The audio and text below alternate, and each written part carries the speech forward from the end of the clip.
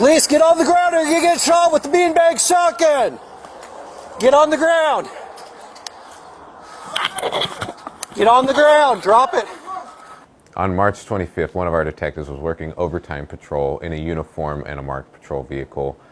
He saw a call on the board for a burglary at an orthodontist office in Puyallup and decided to proactively just go check it out.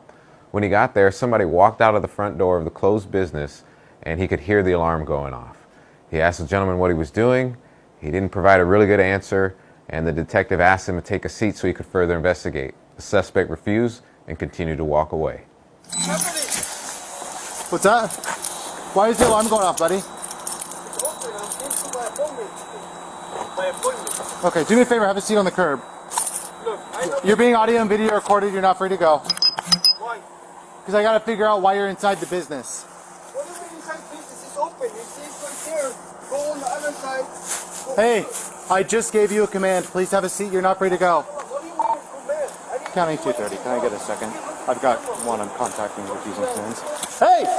Police, stop! The detective saw the male had a handle of a machete in his hand, and the rest of the blade was tucked up under his sleeve.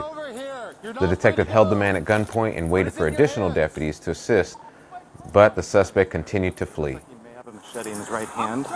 He's got it tucked into his right sleeve, though, so it's kind of upside down. I'm going to be following towards Meridian. Hey, police, get over here!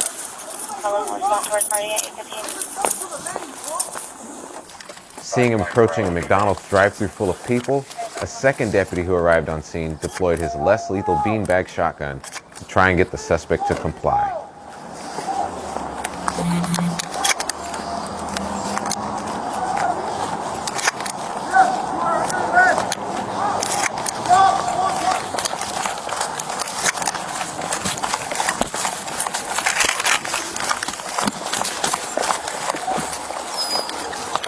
Police, get on the ground or you get shot with the beanbag shotgun. Get on the ground. Get on the ground. Drop it.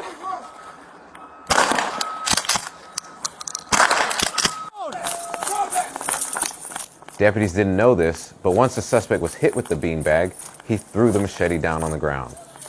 The suspect continued to walk away, and he was warned again and shot with the beanbag rounds one more time. You're gonna get hit again. Get down on the ground. Police, you're under arrest. Get on the ground. On the ground, face down. You're refusing. This time, the suspect had enough and sat down on the ground. Deputies were able to then take the now cooperative suspect into custody. Put your hands out like an airplane. All the way out to the sides like an airplane. We got him proned out. We're working on detaining. Deputies were able to confirm the suspect had burglarized the business, as there were pry marks on the door and a set of keys were missing. They also located the machete he dropped on the ground. All right, machete. The suspect was treated for a minor cut, presumably from the machete, and then booked into the Pierce County Jail for resisting arrest, burglary in the first degree, and obstruction. This video shows you how we can use our tools to try to mitigate the danger a suspect may present to us in the field. And I think our guys did a fantastic job. Way to go.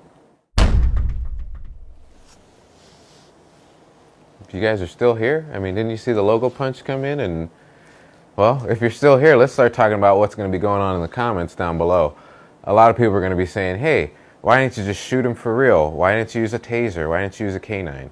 Well, first off, I don't want to get that close to a guy with a big old machete.